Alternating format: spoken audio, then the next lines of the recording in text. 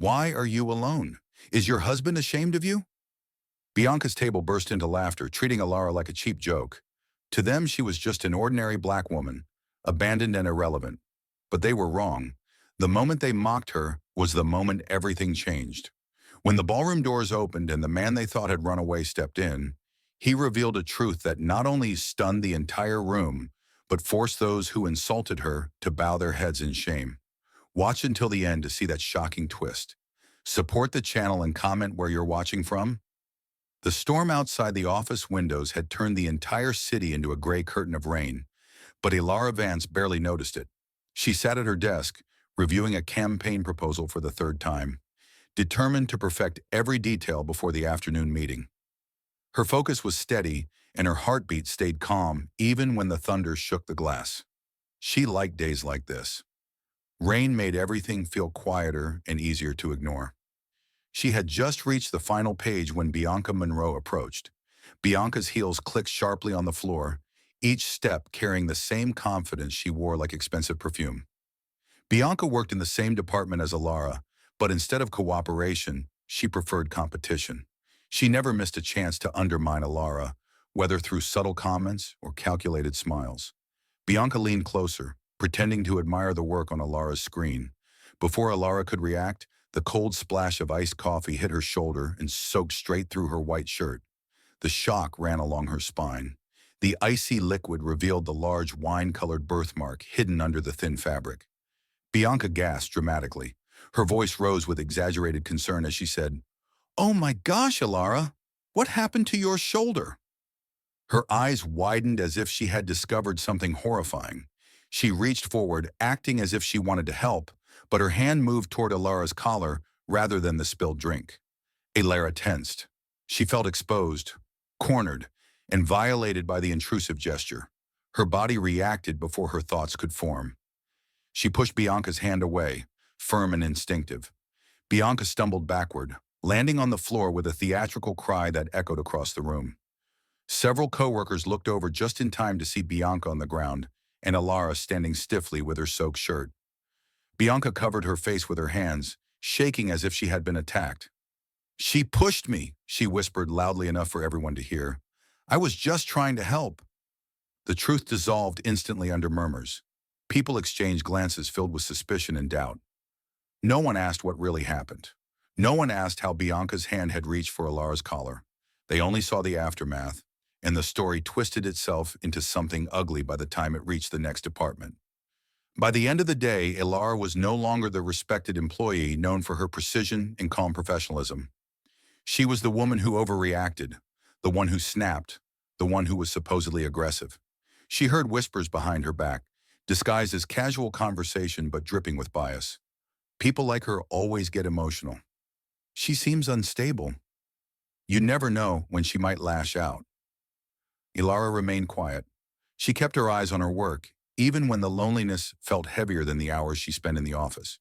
She had always known the world judged quickly, but she did not expect it to turn so sharply against her. The birthmark on her shoulder was something she had lived with all her life, but now it felt like a spotlight she could never turn off. Weeks passed. The prejudice became routine. She learned to swallow the sting of comments that circled around her like gnats. She pretended not to notice when coworkers avoided sitting next to her in meetings. She forced herself to keep breathing when she felt their stares follow her in the hallways. And yet, despite everything, she refused to quit. Tonight, she stood in front of her apartment mirror, preparing for the company's annual gala. The emerald green gown she wore fit her perfectly. The single-shoulder design revealed her birthmark in full view. And for the first time, she did not try to hide it with makeup or jewelry. She let it show because she was tired of apologizing for something that defined her far more beautifully than any rumor ever could. She brushed her fingertips over the mark gently. It had taken her years to stop seeing it as a flaw. Her husband, Julian Croft, had been the first person to touch it without hesitation. He would kiss it with quiet affection and call it her constellation. He was not here tonight, but the memory of his tenderness steadied her breath. She whispered to her reflection, "This is who I am," as if the affirmation could shield her from the world outside. She slipped on her earrings, lifted her chin, and walked toward the door with renewed resolve. No whisper, no rumor, No envy-driven colleague would make her hide again. Tonight was her night of recognition, and she intended to claim it with pride. When she stepped outside, the storm had finally stopped. The city lights reflected on the wet pavement like scattered stars, mirroring the quiet strength inside her as she made her way toward the gala. The Grand Plaza glowed beneath a canopy of crystal lights when Alara stepped inside. The air carried a soft mixture of perfume and polished marble, yet she felt a familiar heaviness settle in her chest. She held her clutch tightly as she moved farther into the lobby. The emerald gown shimmered under the chandeliers, drawing eyes immediately, but not in the way she wished. People turned their heads with the same look she had seen in the office for weeks, a mixture of curiosity and quiet judgment. Their gazes drifted toward her exposed shoulder, lingering there longer than they should. Her steps slowed when she noticed the whispering begin. Two women near the drink table nudged each other and stared. A pair of junior associates looked her way, then pretended to check their phones. The atmosphere felt colder than the air outside the building. Alara kept her chin lifted, but the silence behind the murmurs slipped under her skin. She walked toward a tall, decorative column, hoping to blend into the shadows long enough to breathe. Her heart tapped unevenly in her chest. She forced herself to take slow breaths because she refused to let fear take up the space she had fought so hard to reclaim. That was when Bianca Monroe appeared. Bianca walked with the confidence of someone who expected attention. Her red gown hugged her figure tightly, and her hair curled in perfect waves that she flipped over her shoulder as she approached. She stopped in front of Alara with a smile that looked gracious from a distance, but sharpened at the edges as soon as she spoke. "Well, well, look who finally decided to show up," Bianca said. She gave Alara a slow glance from head to toe before letting her gaze settle pointedly on the birthmark. "That dress is quite bold for you. I did not think you would ever wear something so revealing. Trying to stand out tonight?" Alara steadied her breath.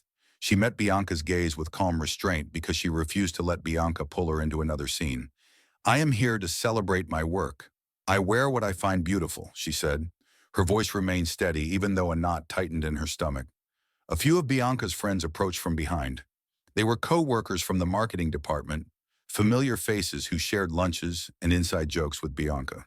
One of them, a woman named Kara, who usually tried to appear neutral, glanced at Alara with an uneasy smile before lowering her eyes. The small group formed a semicircle around Bianca, silently reinforcing her. Bianca tilted her head slightly. "I suppose confidence looks different on everyone," she replied with a tone so sweet it nearly hid her mockery. "Still, it is brave of you to come. After everything that happened in the office, I imagine it feels quite lonely tonight." The words sank deeper than Bianca probably intended. Alara felt a flare of heat inside her chest, not from anger but from the memory of the weeks filled with avoidance and quiet suspicion. She tried to remind herself that she had come to prove something to herself, not to them.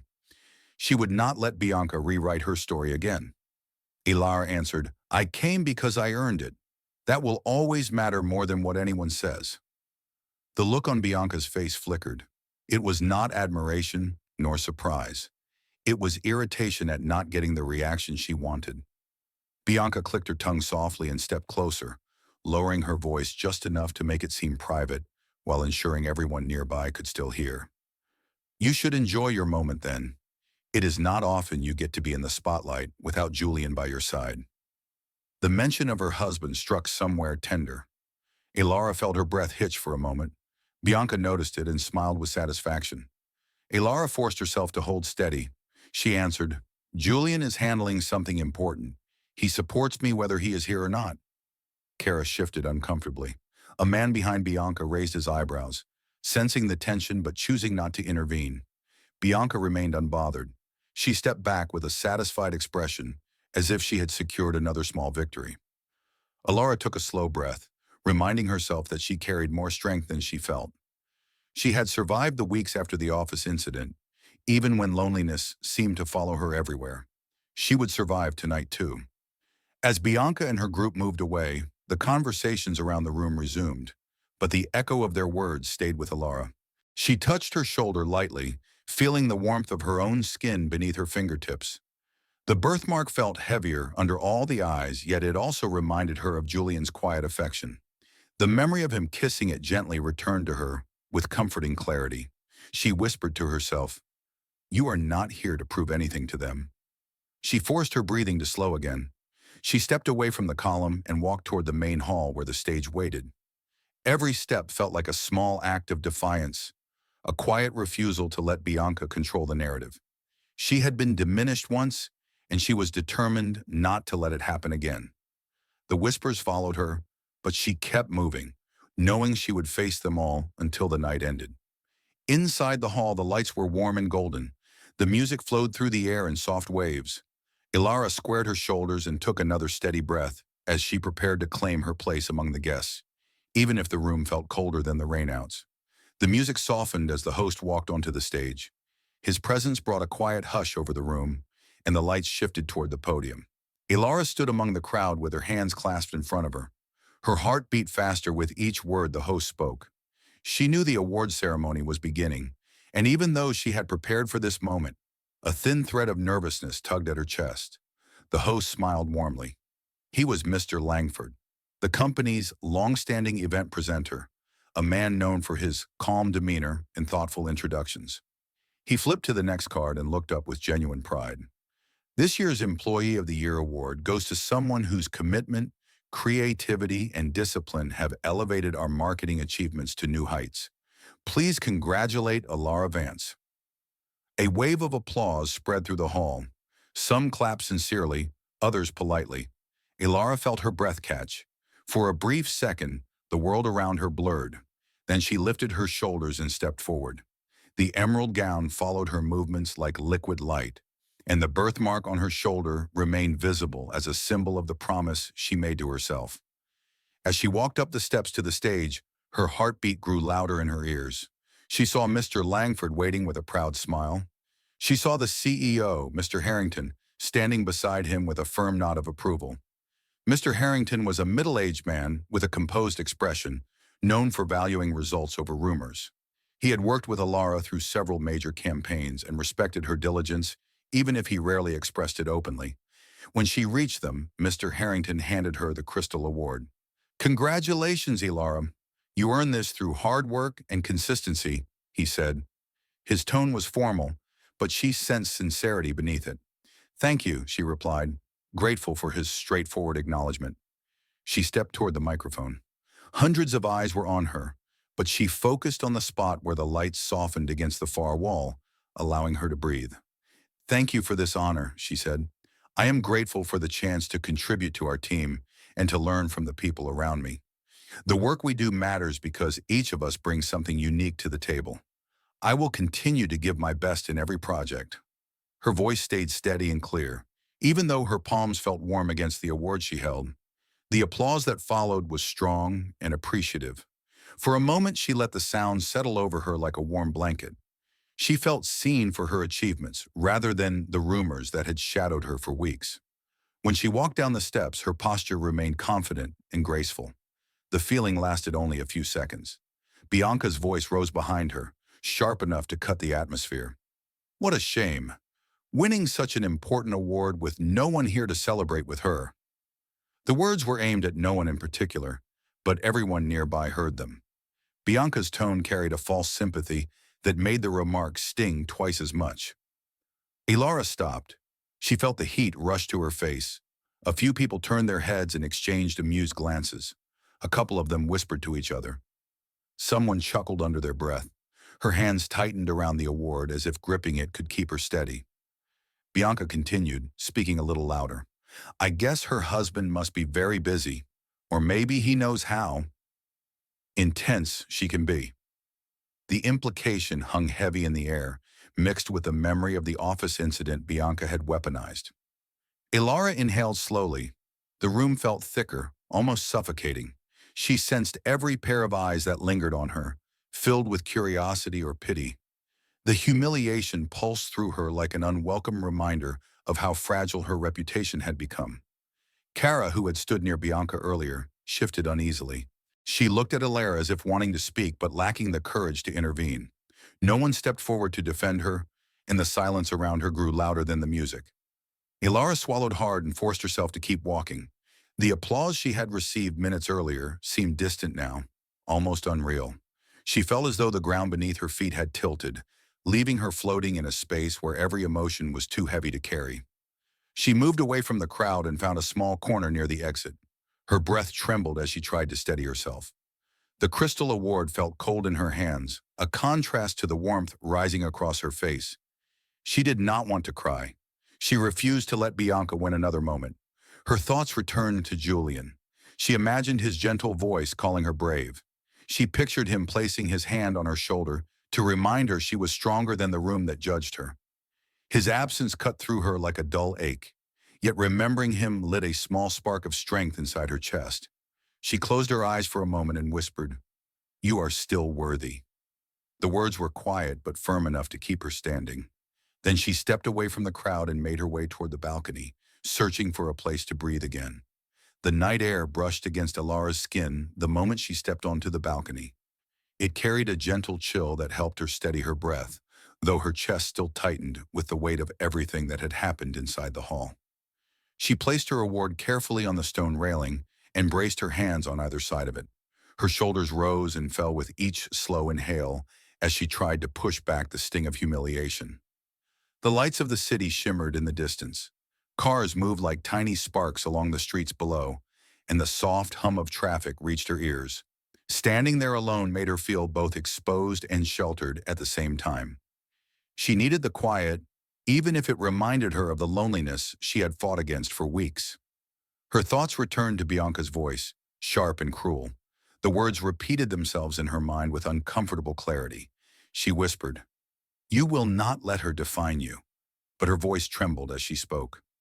She looked toward the door leading back inside, uncertain whether she had the strength to face another round of stares and whispers. She closed her eyes for a moment and let the cold air calm her. When she opened them, she took out her phone. Her thumb hovered over Julian's contact. She imagined his face, warm and steady. She imagined how he would pull her into his arms without asking questions, and how he would kiss her shoulder gently, reminding her that the birthmark she once tried to hide was beautiful to him. Her chest tightened with longing. She wanted to hear his voice. She wanted him to tell her she had done well, that she was not alone, that she had not walked into this night for nothing. Yet she could already hear what he would say if he sensed her distress. He would abandon whatever kept him away and come straight to her. She did not want to derail whatever he was handling, not when he had said it was important. She closed the messaging app and slipped her phone back into her purse.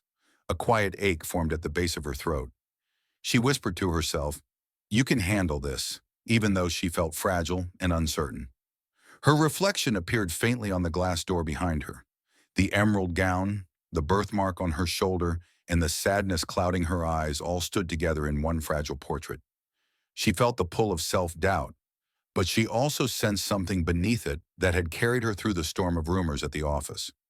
She pressed her fingers lightly to the birthmark. Her touch lingered as if she hoped to draw strength from the skin beneath. She remembered the moment she decided to wear this gown. She had chosen to show the part of herself that others had used against her because she did not want fear to dictate who she became. Her breath steadied. She lifted her head slowly. The reflection staring back at her did not look like a victim. It looked like a woman who had survived silent wounds and continued to stand tall. Her eyes widened slightly at this realization. Then she whispered, "Do not hide again." She straightened the straps of her gown and ran a hand through her hair, smoothing it behind her shoulders. The trembling in her chest eased when she took one final deep breath. She reminded herself that she belonged in that hall as much as anyone else, and that Bianca's words only held the power she allowed them to have. Just as she reached for her award on the railing, a voice came from behind her. "There you are." Ilara turned slightly. A young waiter stood near the door. His name tag read Michael, and she had seen him serving drinks earlier in the evening. He looked concerned as he balanced an empty tray against his hip. "I saw you step out here alone. Are you all right?" he asked with genuine curiosity. Ilara managed a small smile. "I am fine. I just needed a moment." Michael nodded politely. "If you need water or anything, I can bring it to you." His tone was gentle, respectful. He did not stare at her shoulder. He did not look curious or judgmental. He simply offered kindness. "Thank you," she said. He gave her a reassuring nod before disappearing back into the hall. The simple interaction grounded her more than she expected. She turned back toward the city, letting the silence settle one last time. After another steadying breath, she picked up her award and walked toward the door. She paused with her hand on the handle. Her heart no longer throbbed with panic. She whispered, "Go back. Show them you are still standing." She pulled the door open and stepped inside, ready to face the room again.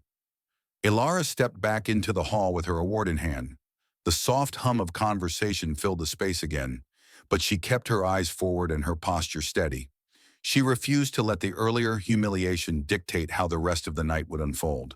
She took one slow breath before moving deeper into the room. The music drifted through the speakers, and guests began to gather near the buffet table. Ilara walked past them with measured steps, determined to reclaim even a small sense of control. She reminded herself that she was here for a reason far greater than the rumors people clung to. Then the main doors of the hall swung open. The sound echoed across the polished floor. Conversations dimmed. The music softened. People turned their heads as if drawn by a magnet. Ilara felt her heart stop for a moment when she looked toward the entrance. Julian Croft stood in the doorway. He held his breath for a second as he scanned the room. He wore a tailored black suit that shaped his tall figure with quiet confidence. His dark hair looked slightly tousled, as if he had rushed straight here without stopping. His expression remained composed, yet his eyes betrayed his worry as they searched the crowd. Ilara did not move. Her fingers tightened around the award. For a heartbeat, she wondered if she was imagining him. Julian saw her. His entire posture softened the moment their eyes met. The room seemed to fall away from his focus. He stepped inside with long strides that left no room for hesitation. Guests slowly moved aside, creating an unspoken path between them. Whispers followed him, carrying surprise, curiosity, and admiration. Bianca froze halfway through a conversation. Her smile vanished. She watched Julian with a stunned expression, as if she could not believe he had appeared at such a dramatic moment. Her friends exchanged glances, looking between her and Julian with a mixture of confusion and discomfort. Julian reached Ilara and stopped directly in front of her. His chest rose with a deep breath as he looked at her carefully, taking in the fatigue around her eyes and the tension in her shoulders. He removed his suit jacket and gently draped it over her exposed shoulder. The warmth of the fabric settled over her skin.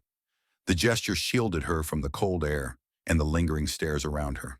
He leaned closer and spoke in a voice only she could hear. "I am sorry I was not here earlier. I should not have left you to face this alone." His apology cut through her defenses. Her lips parted, but she could not find any words. The relief she felt almost weakened her knees. For a moment she let herself breathe, truly breathe, for the first time that evening. Julian reached up and brushed a loose strand of her hair behind her ear. "You look beautiful," he said softly, and stronger than anyone in this room. A faint tremor ran through her chest. She whispered, "I thought you were still out of town." "I finished what I had to do sooner than expected," he replied. His eyes stayed on hers with steady affection. "I came straight here." The sincerity in his voice wrapped around her like a warm blanket. She steadied herself and whispered, "Thank you for coming." Julian nodded before turning slightly to acknowledge the crowd that continued to watch them. Some guests smiled politely. Others whispered behind their hands. Mr. Harrington approached with a cordial expression. "Julian Croft," the CEO said, extending a hand. "I have heard your name many times. It is good to finally meet you." Julian shook his hand with calm confidence. "Thank you. I appreciate how much support the company has shown Ilara. Her accomplishments this year mean the world to us." The way he said us carried a weight that made several onlookers straighten their posture. His presence shifted the atmosphere. The rumors that had poisoned the last few weeks suddenly lost their hold. He spoke with a clarity that left no room for doubt about where he stood or who he stood with. Bianca approached cautiously, her smile forced and thin. "Julian, what a surprise to see you here. We were just talking about Ilara's amazing achievement." Julian turned to her with a polite yet unreadable expression. "Thank you. She deserves every bit of recognition." His tone remained even, but there was a quiet firmness in it that made Bianca lower her gaze. Ilara watched the interaction with mixed emotions.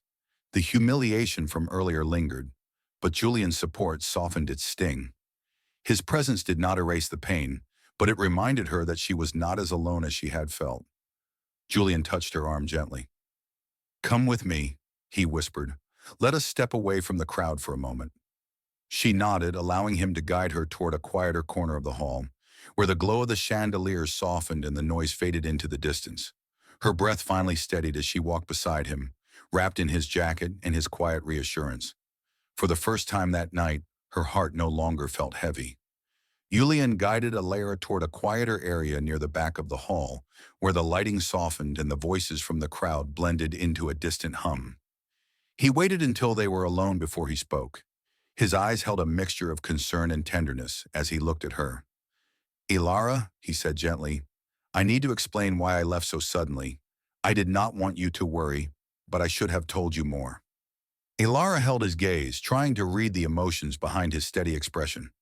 "I thought you were dealing with something urgent," she replied. "You said it was important." "It was important," Julian said, reaching into his suit pocket. "More than I could tell you at the time." He pulled out a folder sealed with a blue ribbon. Alara stared at it with quiet confusion before he placed it in her hands. She felt the weight of it and sensed that it held something far more serious than she expected. Julian took a slow breath. "I have spent the entire week finalizing the legal work for something you have dreamed about for a long time. I kept it a secret because I wanted everything to be perfect before I showed you." His voice softened. "This is for you, for us." Alara opened the folder carefully. Inside were detailed documents, official approvals, and several signed forms. She scanned the pages quickly until her eyes reached the heading printed at the top. Her breath caught. Vance Croft Foundation. She blinked as if she needed a moment to trust what she was seeing. "Julian," she whispered, "this is a scholarship fund." "It is more than a scholarship fund," Julian said, stepping closer. "It is an organization dedicated to supporting young women of color who want to pursue careers in technology. You told me once how much it would have meant to have a place like that supporting you when you were starting out. I wanted to help make that a reality." Alara's lips parted, but no sound came out. Her chest swelled with emotion. She ran her fingertips over the printed text again, tracing each letter as if absorbing the truth through touch. "You started this for me," she said softly. "All of this because of something I mentioned years ago." Julian shook his head. "I started it because of who you are. Your resilience, your intelligence, your determination to rise above everything thrown at you. The company recognized your achievements tonight, but I wanted the world to recognize the impact you can have. You are more than an award winner, Alara. You inspire people, including me."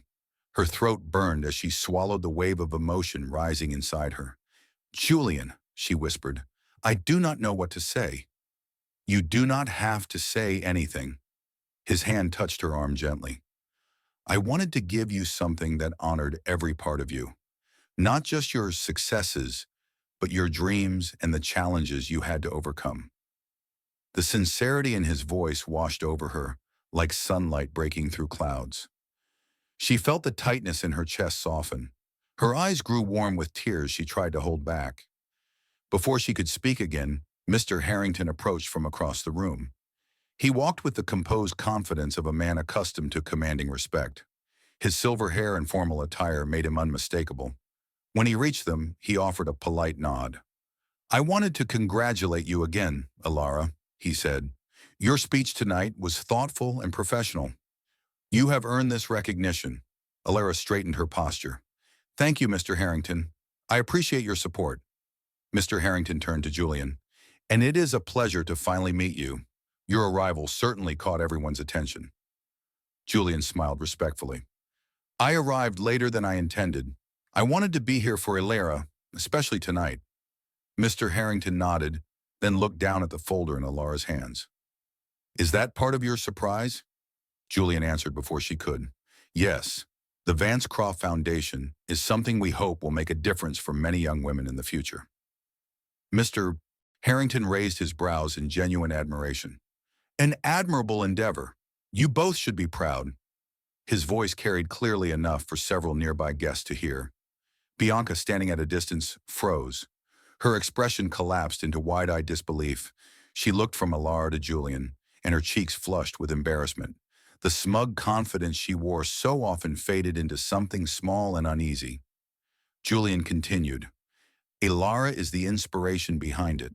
Her integrity and dedication shaped the entire mission. The words struck with a quiet power. Conversations around them shifted. People who had once whispered about Alara now looked at her with newfound respect. Even those who had doubted her seemed unsure of their judgments. Bianca turned away quickly, trying to disappear into the crowd. Alara felt her pulse steady. She looked at Julian with a mix of awe and gratitude. You did not have to do any of this, she whispered. I wanted to, Julian said. You deserve something that celebrated who you are, not who people tried to make you seem. The warmth in his voice soothed her completely. She held the folder close to her chest and let the truth settle inside her heart. Julian's gesture was more than a gift. It was a declaration of trust, love, and respect. She realized then that his presence tonight did not save her. It simply reminded her of the strength she already carried. The night had thinned by the time Alara and Julian stepped out of the Grand Plaza. The cool air met them with a gentleness that felt different from the sharp chill earlier. Alara inhaled slowly, letting the freshness soothe her nerves. She held the folder containing the documents of the Vance Croft Foundation close to her chest as they walked toward the car. Julian opened the passenger door for her. His movements were calm and attentive. When she sat down, he gently adjusted the jacket still resting on her shoulders before closing the door. He moved to the driver's side and entered the car with a quiet exhale. For a moment, neither of them spoke. The silence inside the car was warm rather than heavy. Julian rested his hands on the steering wheel, then looked at her with a soft expression. How are you feeling? Alara ran her fingers along the edge of the folder. The glow from the streetlights lit her face, revealing a mixture of exhaustion and relief. I feel steadier, she said. Her voice sounded clearer than she expected. Tonight was difficult, but it did not break me. Julian nodded slowly. I am proud of you. You handled everything with grace. She turned her head toward him. The sincerity in his voice wrapped around her like a quiet embrace. There were moments when I wanted to walk out and never look back, she admitted. Bianca's words hurt more than I wanted to admit. I felt like I was shrinking inside that room. Julian reached over and gently took her hand. I saw how they looked at you. I saw how they talked about you. None of it reflects who you are. Alara tightened her hold on his fingers. I know.